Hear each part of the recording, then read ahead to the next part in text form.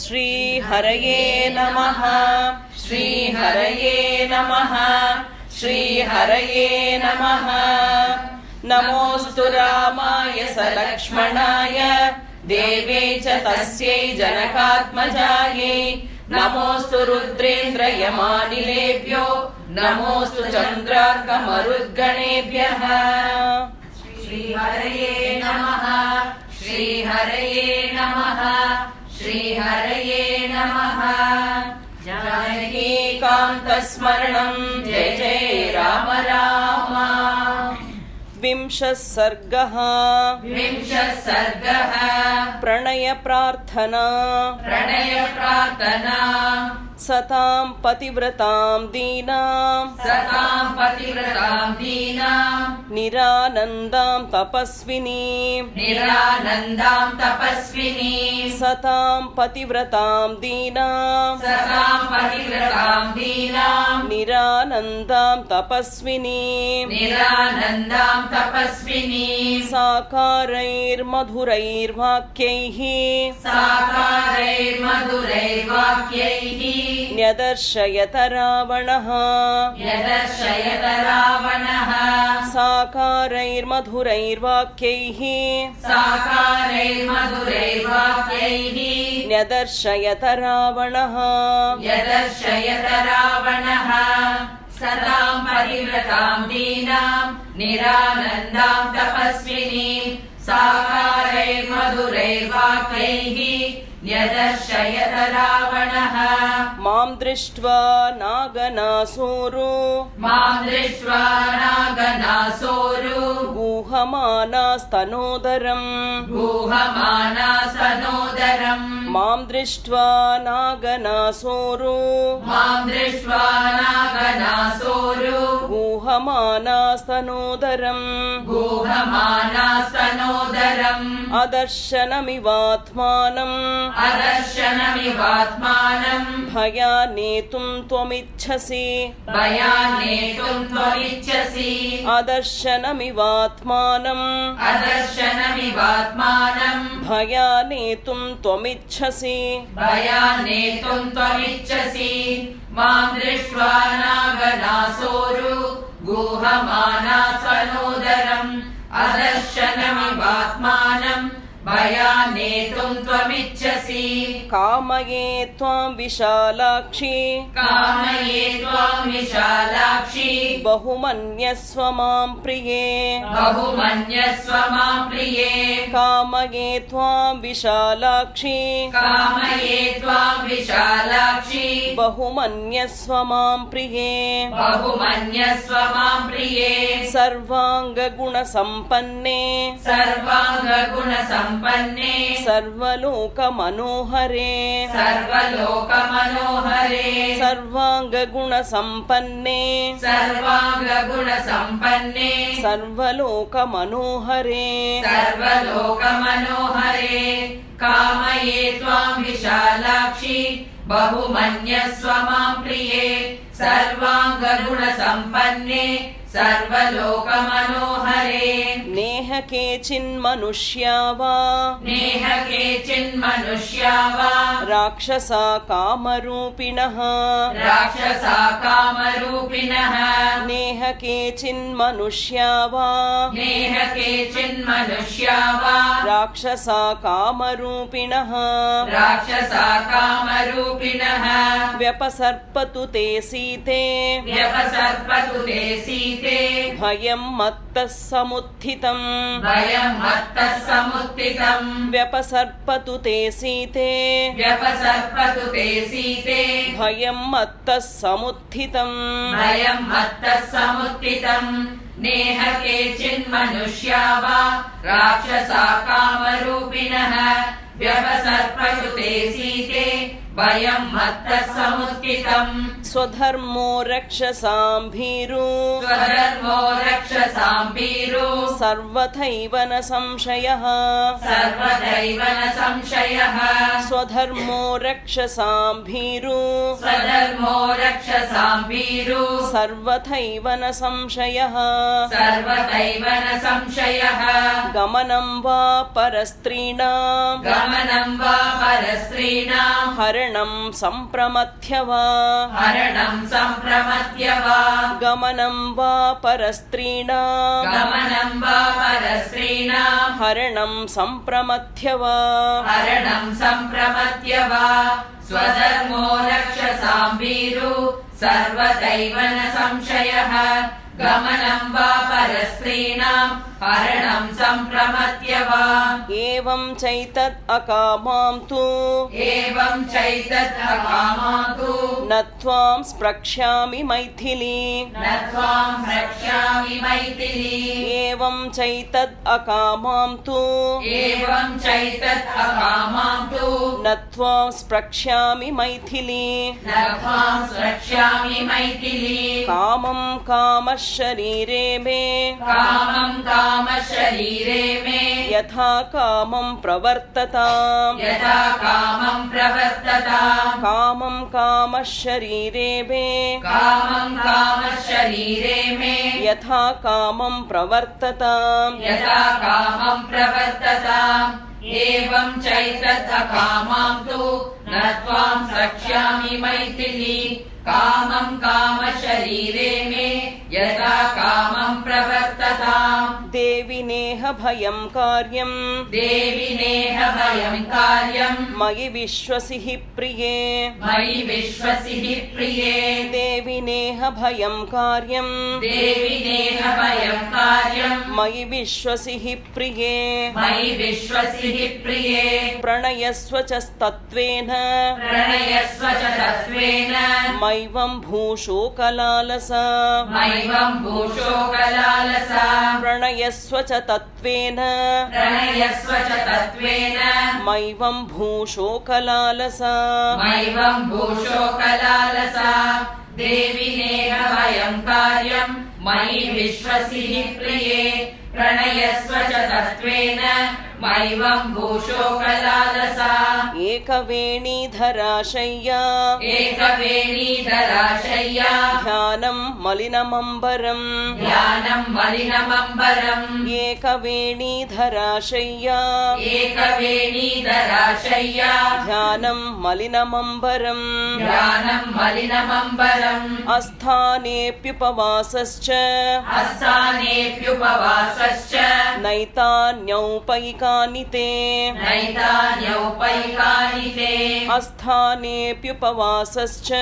अस्थानेऽप्युपवासश्च नैतान्यौपैकानि ते नैतान्यौपैकानि ते एकवेणीधराशय्या ध्यानं मलिनमम्बरम् अस्थानेऽप्युपवासश्च नैतान्यौपैकानि ते विचित्राणि च माल्यानि विचित्राणि च माल्यानि चन्दनान् अगरूणि च चन्दनान्नगरूणि च विचित्राणि च माल्यानि विचित्राणि च माल्यानि चन्दनान्यगरूणि च चन्दनान्यगरूणि च विविधानि च वासांसि विविधानि च वासांसि दिव्यान्याभरणानि च दिव्यान्याभरणानि च विविधानि च वासांसि विविधानि च वासांसि दिव्यान्याभरणानि च दिव्यान्याभरणानि च विचित्राणि च माल्यानि चन्दनान्यगरूणि च विविधानि च वासांसि दिव्यान्याभरणानि च महार्हाणि च पानानि महार्हाणि च पानानि शयनान्यासनानि च शयनान्यासनानि च महार्हाणि च पानानि महार्हाणि च पानानि शयनान्यासनानि च शयनाद्यासनानि च गीतं नृत्तं च वाद्यं च गीतं नृत्यं च वाद्यं च लभ मां प्राप्य मैथिली लभ मां प्राप्य मैथिली गीतं नृत्तं च वाद्यं च गीतं नृत्यं च वाद्यं च लभ मां प्राप्य मैथिली लभ मां प्राप्य मैथिली महानानि च पानानि शयनान्यासनानि च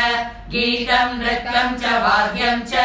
लभ मां प्राप्य मैथिली स्त्रीरत्नमसि मैवं भूः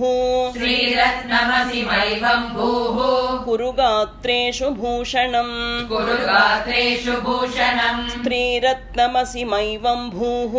श्रीरत्नमसि मैवं भूः कुरु गात्रेषु भूषणम् कुरु गात्रेषु भूषणम् मां प्राप्य हि कथं नु स्याः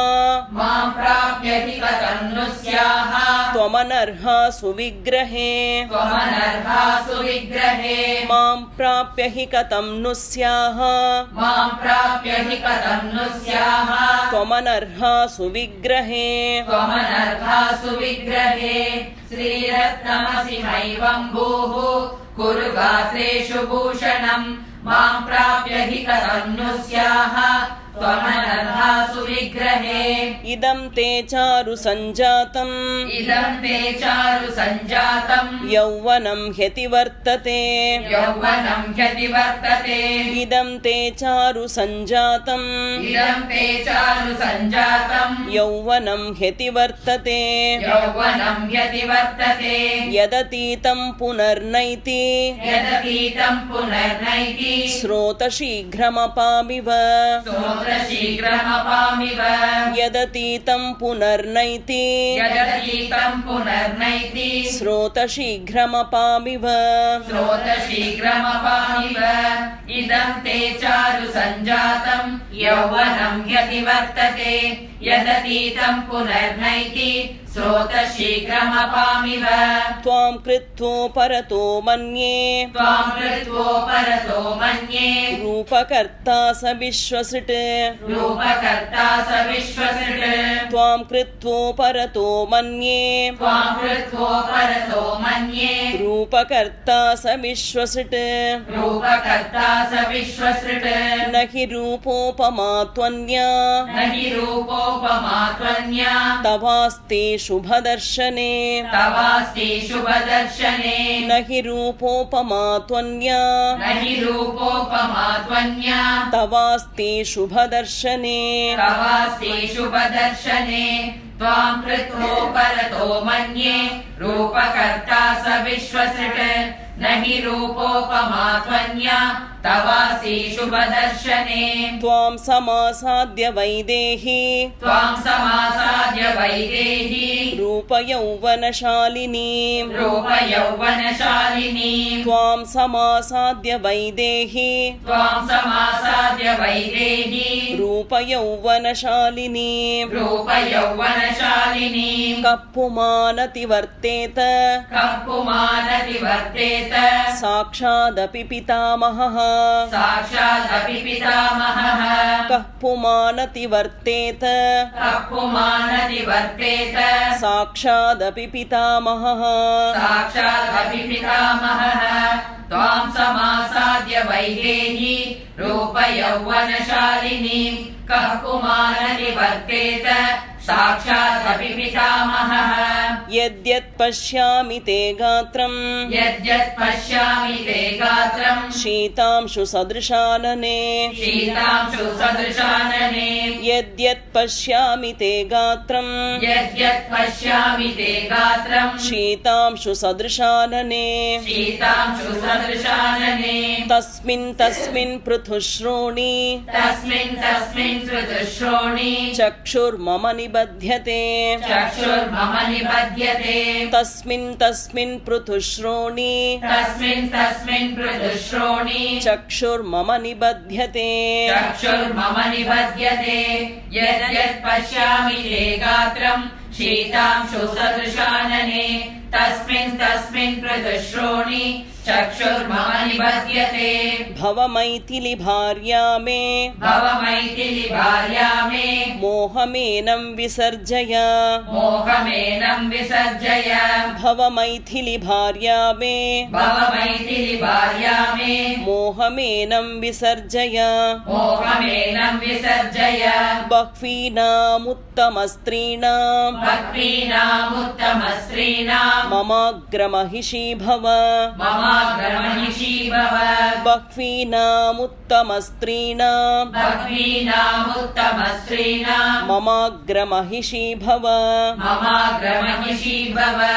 भवमैथिली भार्या मे मोहमेनं विसर्जय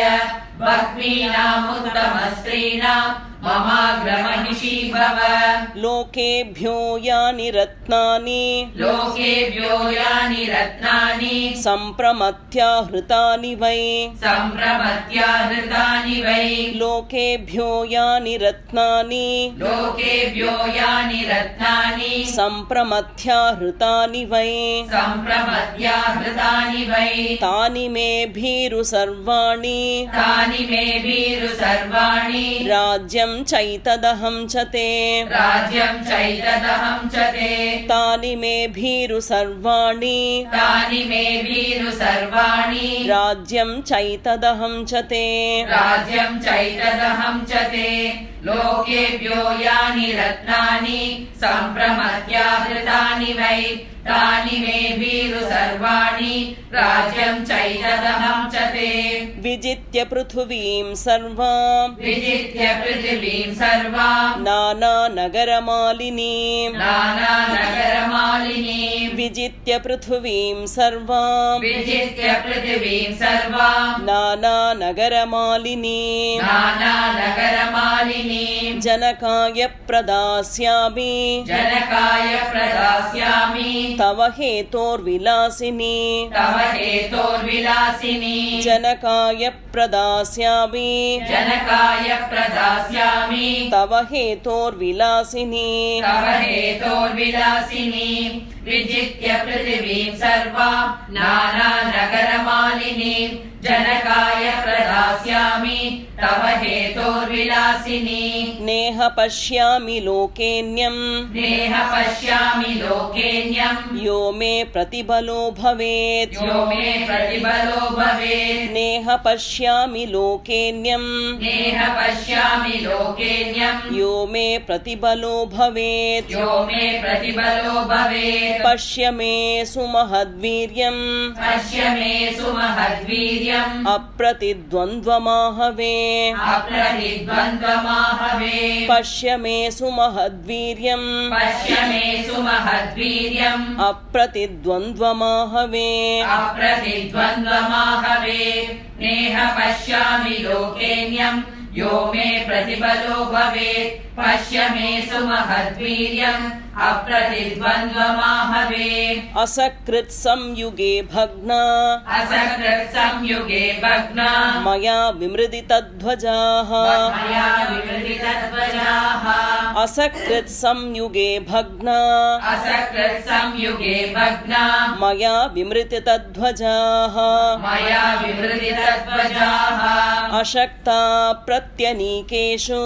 अशक्ता प्रत्यनीकेषु स्थातुं मम सुरासुराः स्थातुं मम सुरासुराः अशक्ता प्रत्यनीकेषु अशक्ता प्रत्यनीकेषु स्थातुं मम सुरासुराः स्थातुं मम सुरासुराः